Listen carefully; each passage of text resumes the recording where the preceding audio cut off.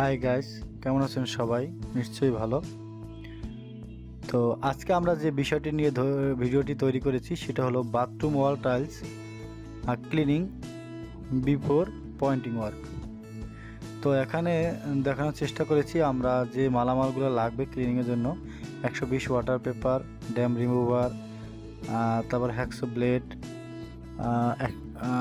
মার্কিন কাপড়, স্ক্রাব আর পরিষ্কার পানি। তো আমরা প্রথমে যেটা করব, আমরা বাথরুমের ওয়ালটা পানি মেরে ভিজিয়ে নিব। ভিজিয়ে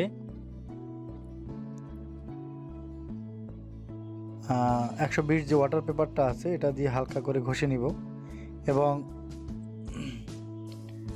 ঘষার সময় একটু খেয়াল রাখবো এই কাগজটা অবশ্যই আগে ভিজিয়ে নিতে হবে, কেননা এটা যে দানাটা থাকে এটা একটু শক্ত টাইপের থাকে। যদি ভিজিয়ে নেই এটা নরম হবে, তখন এটা টাইলসের উপর দিয়ে আস্তে করে ঘষলে ময়লাটা উঠে যাবে এবং টাইলসেরও ক্ষতি হবে না। আর যদি ভিজিয়ে না নেই তাহলে দেখা যাবে কাগজের উপর যে দানাটা আছে এই দানাটা দিয়ে ঘষার কারণে টাইলসের যে গ্লেজটা আছে বা অনেক সময় এর উপরে স্ক্র্যাচ পড়ে যায়। পানি মেরে ঘষে নেওয়ার পরে আমরা হ্যাক্সো ব্লেড দিয়ে জয়েন্টগুলো টানবো। এই ব্লেডটা আমরা একটু মাথাটা ঘষে নিতে পারি, ঘষে নিলে হবে পাতলা এবং একটু ধারালো হবে, যাতে ময়লাটা সহজেই টানলে বের হবে বা কেটে আসবে। আর যদি আমরা এটা ঘষে না নেই বা অনেক সময় গায়ের জোরে দেখা যায় আমরা যেখানে ময়লা এখানে টানতে থাকি, তখন দুই টাইলসের যে কর্নারটা এগুলো আসলে চটে যায়, ভেঙে যায়। তো এই কারণেই মূলত ব্লেডটা একটু ঘষে নিতে হবে এবং টানার সময় বিশেষ করে খেয়াল রাখতে হবে যাতে টাইলস না চটে, একটু গুরুত্ব সহকারে দিতে হবে। আর যে সকল সতর্কতা অবলম্বন করতে হয় সেটা হলো, যদি আমাদের দরজার পাল্লা লাগানো থাকে বা লক লাগা থাকে, সেক্ষেত্রে আমরা লকটা ভালোভাবে কভারিং করে নিব এবং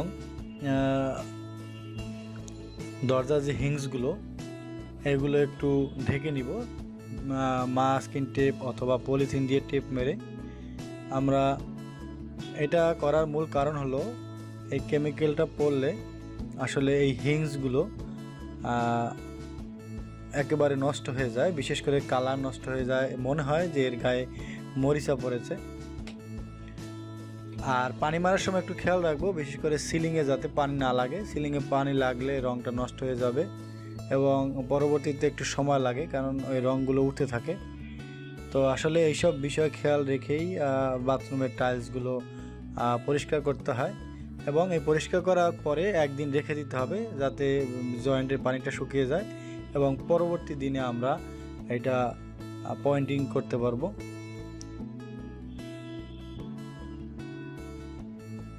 তো বন্ধুরা, আসলে এভাবেই আমরা টাইলসের পয়েন্টিং করার পূর্বে পরিষ্কার করব। যদি আমাদের ভিডিওটি ভালো লাগে আপনাদের কাছে, অবশ্যই লাইক কমেন্টস করবেন এবং চ্যানেলটি সাবস্ক্রাইব করে দিবেন। তো বন্ধুরা, আজকে এই পর্যন্তই। ধন্যবাদ সবাইকে।